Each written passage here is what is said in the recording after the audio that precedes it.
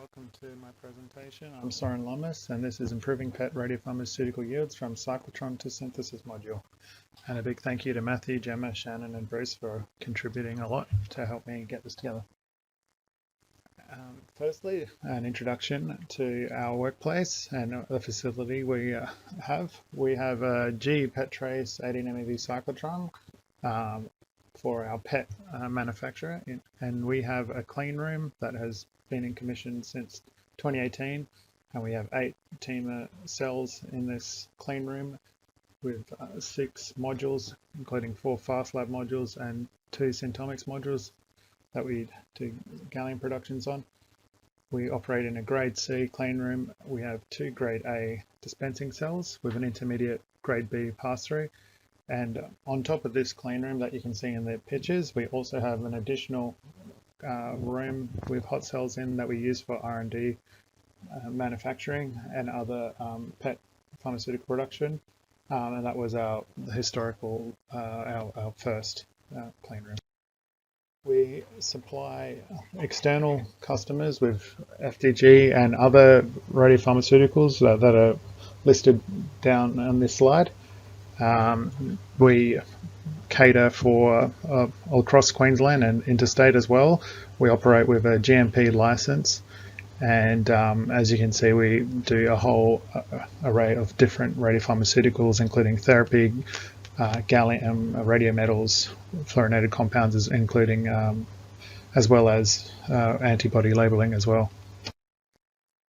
So what is my talk about and what's the issue? Well, we've been noticing over the course of time that we've had diminishing yields on our radiopharmaceuticals, in particularly our PET and our main one being FDG. Typically we see a yield of around 50% average, and this is what we thought this was acceptable, but it sort of declined beyond that, and we're just trying to investigate what was going on. Now, we transfer our product from the cyclotron to our synthesis modules using TEP cell line. This covers the main length of the transfer line, but we also have peak tubing in and around the cyclotron from the filling of the O18 vials to the targets themselves. So what's the issue here? Well, as you can see, they're fluoropolymers, and they can indeed shed the particles from this into your chemistry synth, and the fluoride can compete in the chemistry, and they can degrade and can affect, and the thought is that may affect your yields. And how can you maintain this? Well, you can try and rinse them thoroughly and try and maintain them well by making sure there's no residual radioactivity stuck in the lines.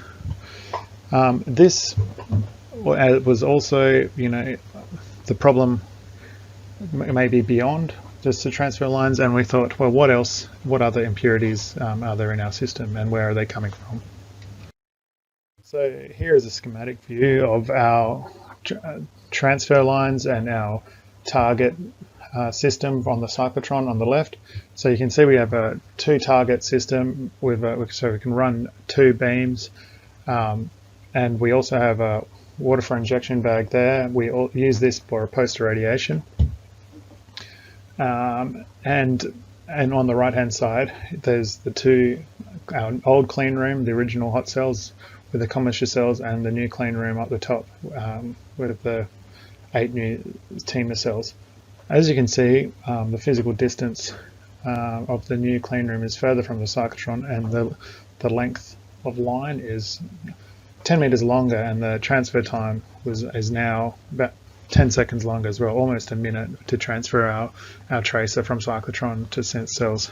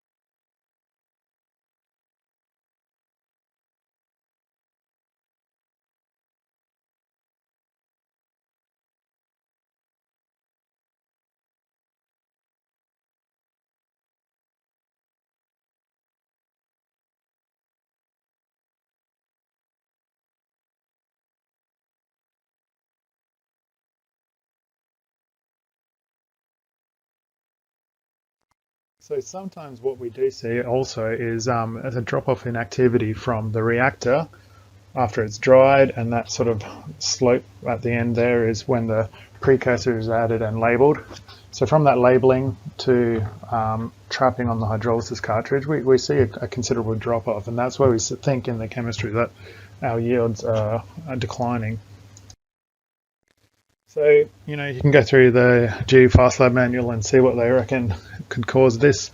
Yeah, is there a problem in drying the fluoride? Perhaps, you know, if it's not dry, it won't label properly. If there's impurities and moisture in the nitrogen. Well, we didn't think there was anything was wrong with the nitrogen source because it hadn't been tampered with or changed. Our immediate thought this wasn't a problem. The transfer line between the cyclotron and the fast lab have not been rinsed or replaced frequently, leading to high levels of impurities or incomplete activity transfer. You know, they should be rinsed and dried like every time and routinely replaced. This is immediately where we thought the problem may be. Other thing they do mention is contamination from hands, water, isopropyl alcohol, ethanol, you know, contaminating the kit. Now, usually when you see this, you have like almost a complete fail. Other troubleshooting things they go through is reactor not seated properly. Now, if you see this is yeah, this is an unusual one, and this would not be a trending sort of reduced yield. So yeah, so we did look through that. Now, can we see sort of impurities and things in our QC? Well, I guess you can see some things, but yeah, we use a Shimadzu HPLC, and well, the primary purpose of this is to separate out the carbohydrates, the glucose, the FDG, and as you can see, it's good at doing this, and it's fit for purpose as per the QC is described in the monograph. But it's not the best way to sort of identify what impurities you have in your system.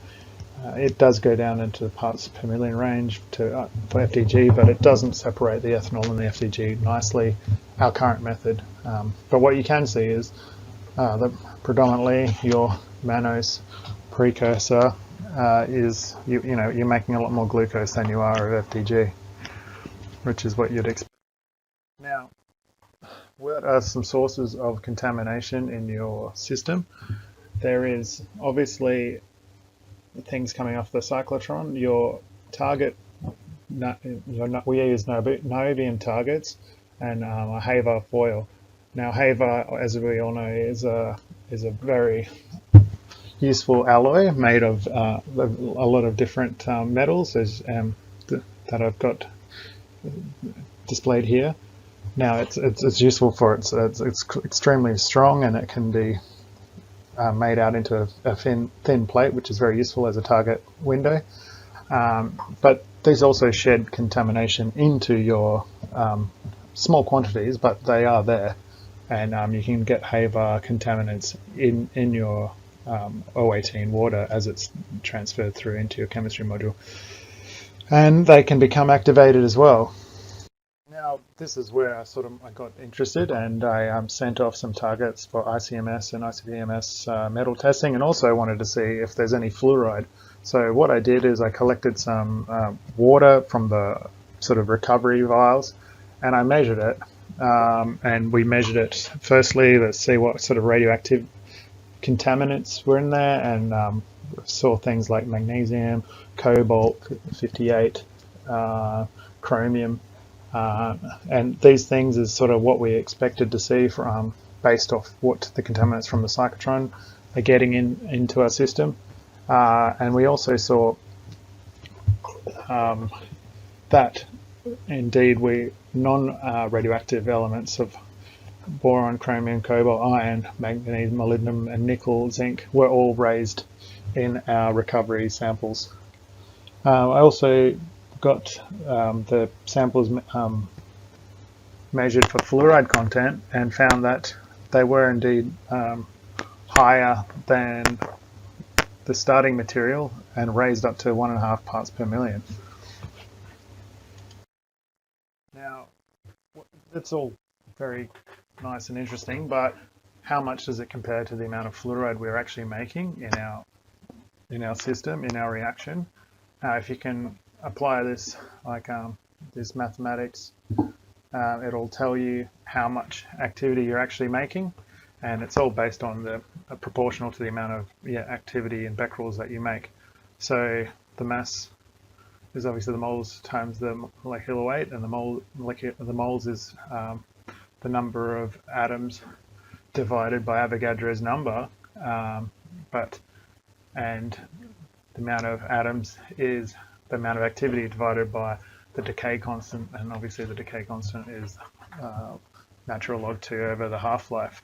So if you make up to, say, 350 gigabecquerels of F18, you've actually made, using these equations, you've made 100 nanograms of actual fluorine 18. And if you made 350 gigs of FDG, then you've got 1 microgram of FDG, because it weighs 10 times as much as F18 by itself. Now, those impurities that I was talking about before, I sort of wanted to graph them and compare them to, like, you know, all the other things in the system in the reaction. And as you can see, the metal impurities from the Havar foil is actually quite small, but we know they're there. There's also the mass of the fluorine that we make, the F18, and that's like an order of magnitude more than that. But way out on the right-hand side, the precursor, please note this is a logarithmic scale, the precursor is in such excess that it could react to absolutely everything and have plenty left over. So it's sort of, I guess, inconclusive how this sort of affects the yield. I'm sure we don't want too much, contaminants. What is interesting to note that the cold fluorine in the system is actually far more than the actual hot F18 that we're actually making. So obviously that is labeling up to the precursor as well, and you're making twice as much, if not more, order of magnitude more of cold FDG than you are hot. So what could it be? So this is a picture of it's a cyclotron and some other components. On the left side we have the O18 water vials that we use to fill. We can spot them, and also hanging up the top is the water for injection vat we use for post-irradiation. The top image on the right is the cyclotron interface for the target filling, and down below is a side-on view of the cyclotron, and you can see the lines coming from the targets to the O18 filling bags. Now, the tubing here is all PEEK, and it doesn't get changed as regularly, and as you can see the lines coming off, there is a circumstance whereby you can overfill targets, and if you double fill a target, the water will go up the lines into parts of the cyclotron system where it shouldn't, whereas there's through the sensor where it senses the target pressure and so forth. So if you accidentally disconnect the target, or if the cyclotron software errors while you're filling, there is a possibility for you to fill it twice and for your target volume to go outside of the target and up into the lines where it shouldn't be. Now, when you do eventually empty the target, you will get contamination coming through the target and back down through into your chemistry, and this can increase your impurities. So this leaves the possibility of you contaminating your target system further. Now, this is what our yields look like now after my colleague Matthew identified that this PEEK tubing had not been changed in a while and wasn't changed during the regular line change, and this is a typical trending we see now. And as you can see, the theoretical maximum yield is pretty close to what we achieve. So there's a lot less loss in the system, so sort of concluding that the contamination in the lines in the PEEK tubing around the cyclotron target is very important to maintain and to change and keep tidy as you go. So up and away with our yields, this is averaging out over several years, and as you can see, when we got the new lines change, our yields increased to 70% average and yeah, a great. We have implemented a large volume target sequence to allow multiple large target volume delivery to synth cells, a delivery of target activity to synthesis cells to follow line rinse. So we also, after every fill and empty to our targets, empty to our synthesis module, before we press start on our synthesis, we deliver an additional load of O16 water, which rinses the activity out of the lines further to maintain the lifespan of the lines. The fluorine targets are maintained with post-irradiation following production runs. So we also run 20 microamp for 10 minutes, empty and dry our target lines, and our delivery lines we rinse for 20 minutes. And we are monitoring our transfer times, and if they increase, we know it's time to change the lines, and just monitoring our trending typically. Thank you everyone for listening to my talk. This is our Qtrace team, sans the R&D component, but I'll introduce you to them as you see them around. And yeah, thank you, and a very special thank you to Matthew, Bruce, Shannon, and Gemma, and Madeline Farrell and their team at Queensland Health Forensic Scientific Services who ran the ICPMS. Thank you.